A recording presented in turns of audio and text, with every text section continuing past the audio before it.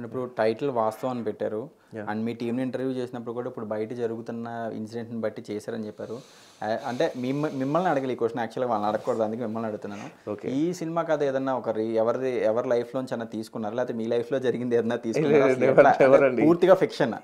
లేదు, పూర్తిగా ఫిక్షన్ కూడా కాదు, బట్ రియల్గా ఒక ఇన్సిడెంట్ జరిగింది. అది that's not the part of the movie, again just an idea అంతే. ఓకే. సో ఆ ఐడియాని తీసుకొని దాని నుంచి డెవలప్ చేసుకుంది కంప్లీట్ మూవీ. అంటే ఏంటంటే ఆ థాటే చాలా హారబుల్ ఉండే. సో నేను ఆ లైన్ చదివినప్పుడు ఒక న్యూస్ పేపర్లో చూసాను న్యూస్, అది చాలా చిన్నగా వచ్చింది, ఇంతే స్లాట్లో వచ్చింది ఆర్టికల్ అది.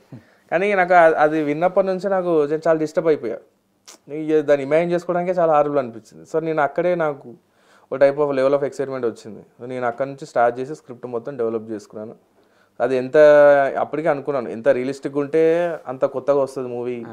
యా, అప్పుడే ఫిక్స్ అయ్యాను. అదే లెవెల్లో మూవీ డెలివరీ చేస్తాం లాస్ట్ వరకు. సో మీ ఫస్ట్ సినిమా కాబట్టి మీకు ఎలాగో థ్రిల్లర్స్, ఇట్లాంటి థ్రిల్లర్స్, సస్పెన్స్ థ్రిల్లర్స్ అంటే ఇష్టం అని ఓకే. అండ్ మీరు ఫర్దర్గా తీసే సినిమాలు కూడా ఇంకెట్లా థ్రిల్లర్స్ ఇట్లానే వెళ్తారా, లేదంటే ఇంకా జోనర్స్ కూడా లైక్ లవ్ స్టోరీస్ అని ఇంకా రకరకాల సినిమాలు చేయాలని ఉందా? ఉంది, అంటే యాక్చువల్లీ ఒక వెబ్ సిరీస్ చేసాం మళ్ళీ. ఓకే. సో ఈ మూవీ తర్వాత ఒక వెబ్ సిరీస్ చేశాను, అది కంప్లీట్ లవ్ డ్రామా. ఓకే.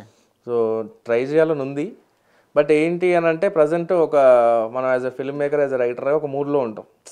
అది ఒక జోన్ నుంచి ఒక జోన్ స్విచ్ చేయాలి అంటే టైం పడుతుంది కొంచెం. అండ్ ఇంకోటి ఏంటంటే నాకు 100% కాన్ఫిడెన్స్ వస్తాయి.